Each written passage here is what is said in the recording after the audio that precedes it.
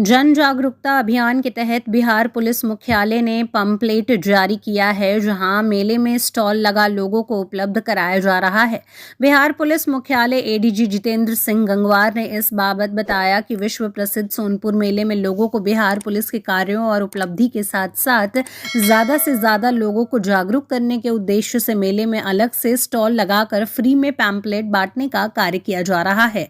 ADG ने कहा कि अनुसूचित जाति जनजाति पर अत्याचार पर कार्रवाई, पॉक्सो एक्ट के तहत कार्रवाई की पूरी जानकारी, वहीं मद्य निषेध विभाग की कार्रवाई, पीड़ित महिलाओं का अधिकार और मुआवजे की पूरी जानकारी आपात स्थिति में डायल 112 की सहायता लें। ऐसे कई पैम्पलेट और मेले में जागरूकता के उद्देश्य से बांटा जा रहा है, जिससे लोगों को अपने मौलिक अधिकार की पूरी जानकारी मिले और उसे प्रशासनिक मदद मिल सके। आपको बता दें कि विश्व प्रसिद्ध ऐतिहासिक सोनपुर मेला जो गंगा और गंडक के संगम पर अवस्थित है और इसके पास में प्रसिद्ध हरिहरनाथ मंदिर भी है। प्रत्येक वर्ष यहाँ पर सोनपुर मेला कई वर्षों से, कई सैकड़ों वर्षों से लगाया जाता रहा। इसको पूर्व से ही एशिया का सबसे बड़ा पशु मेला के नाम से भी बताया जाता रहा है। अधिक से अधिक संख्या में लोगों से जुड़ने, पुलिस की कार्यशैली समझने, पुलिस की क्षमता समझने, पुलिस नए नए क्या तरीके अपना रही है उसके बारे में आम जनता को अवगत कराने के लिए बिहार पुलिस के द्वारा प्रत्येक वर्ष यहाँ पर पुलिस प्रदर्शनी लगाई जाती है और लगातार कार्यक्रम आयोजित किए जाते हैं। हाल के कई वर्षों से सोनपुर मेला में स्थायी रूप से हम लोग अपना प्रदर्शनी भी लगाते हैं, स्टॉल भी लगाते हैं और उससे आम जनता के बीच अपनी उपलब्धियों को भी पहुँचाते हैं। बहुत सारी पर्णिकाएँ भी हैं, वो भी हम लोग लेके आते हैं।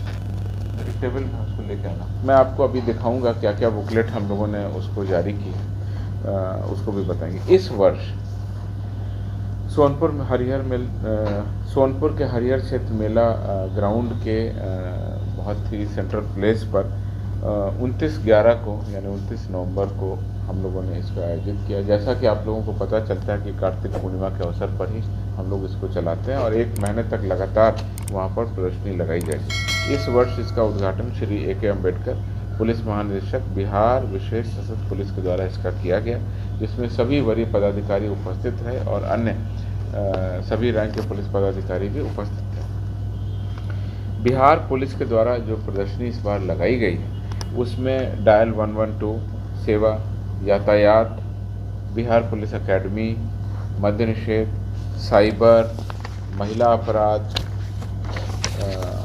मद्य निषेध के अलावा नारकोटिक्स, जाली नोट और इस तरह के बहुत सारी जो तकनीक हैं यहाँ पर हम लोग प्रयोग में लाते हैं, उनका भी हमने यहाँ पर प्रदर्शनी लगाई है। उसके अलावा फायर से बचने के लिए जो हमारे अग्निशमन विभाग है उसकी भी प्रदर्शनी वहाँ पर लगाई गई है। नागरिक सुरक्षा से संबंधित प्रदर्शनी भी लगाई गई है और बहुत सारी प्रदर्शनी वहाँ पर लगाई गई हैं। आम जनता के लिए सुलभ जो है वो पैम्पलेट भी मैं आपको दिखाऊंगा अभी प्रेस वार्ता के बाद, अत्याचार के संबंध में जो हम लोगों ने वहाँ पर दिखाया। दूसरा पैम्पलेट वहाँ पर है जो पॉक्सो एक्ट के तहत हमारी डिटेल जो हमारी बुकलेट है ये आम जनता के लिए वहाँ पर हमने उपलब्ध कराई है। तीसरा है किस तरीके से हम लोग मद्य निषेध के संबंध में कार्रवाई कर रहे हैं, शराब मुक्त, और किस तरीके से हमने उपलब्धि की। और सबसे लास्ट में इसमें अच्छे से लिखा हुआ है शराब पीने के क्या दुष्परिणाम है। इस सब प्रदर्शनी में आम जनता के लिए हम लोगों ने रखा है, वहाँ पर जा सकते हैं। जो हमारे स्टॉल लगे हुए हैं उस पर भ्रमण कर सकते हैं, लोगों से पूछ सकते हैं और पैम्पलेट को भी आप ला सकते हैं। बिहार विशेष सशस्त्र पुलिस जो हमारी विशेष गठित है, इसके बारे में भी हमने वहाँ पर डिटेल सूचनाएं वहाँ पर दी हैं, इसका भी पैम्पलेट वहाँ पर उपलब्ध है। कमज़ोर वर्ग अपराध अनुसंधान विभाग के महिला हेल्प डेस्क और परामर्श केंद्र और मानव व्यापार यानी ह्यूमन ट्रैफिकिंग के संबंध में डिटेल हमने वहाँ पर बुकलेट उपलब्ध कराया है, ये भी है।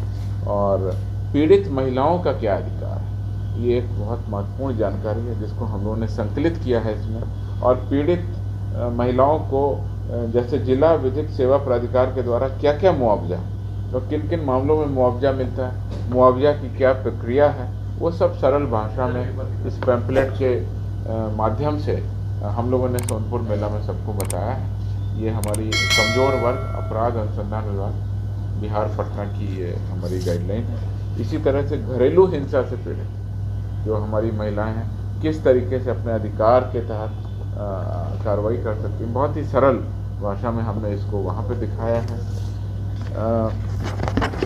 किस तरीके से आपातकालीन स्थितियों के लिए डायल 112, ये डायल 112 का है। किस तरीके से हम लोगों ने डायल 112 में किस तरीके से बिहार पुलिस लगातार 20 मिनट से भी कम समय में पहुंचकर लोगों की लाखों कॉल हम लोग अटेंड करते हैं, पहुंचते हैं, और इसका फेज 2 भी अब लागू होने वाला है। इसके बारे में भी हम लोगों ने वहाँ पर डिटेल बताया हुआ है। दहेज प्रथा अधिनियम, दहेज निवारण अधिनियम या दहेज प्रतिषेध अधिनियम, इसके बारे में भी हम लोगों ने वहाँ पर डिटेल में वहाँ पर काउंटर के बारे रख करके सारे पैम्पलेट्स को रखें। किसानों के लिए खेत और फसल में जो अग्नि लग जाती है, जो अग्निकांड हो जाता है, बहुत लोगों की फसल जल जाती है, उसके बारे में भी बिहार अग्निशमन सेवा का ये हम लोगों ने पैम्पलेट दिया है, जिसके कारण किसानों को, और चूँकि इस मेला में बहुत सारे किसान आते हैं और बहुत सारे पशु खरीदने के लिए लोग आते हैं, बहुत सारे लोग आते हैं, तो उनके लिए बहुत लाभप्रद होगा। इसको भी हम लोगों ने वहाँ पर दर्शाया है। और इसके अलावा एक जनरल किस तरीके से स्कूल में, बिल्डिंग में, मॉल में, बस में कहीं पर आग लग सकती है तो आप क्या कर सकते हैं, इसको भी हम लोगों ने वहाँ पर दर्शाया। तो इस प्रकार से बहुत सारे जन उपयोगी यहाँ पर हैं। और वहाँ पर 1930 साइबर क्राइम की हेल्पलाइन भी है, आप वहाँ पर जा कर के उसको देख सकते हैं। 112 का भी स्टॉल है। सारे बहुत ही आकर्षक तरीके से उसको सजाया। इसका मुख्य उद्देश्य, जैसा मैंने आपको बताया कि 1958 से भी लगातार हम लोग जन संवाद का ये कार्यक्रम कर रहे हैं। बिहार से ही इसकी पूरे देश में शुरुआत हुई है। जैसे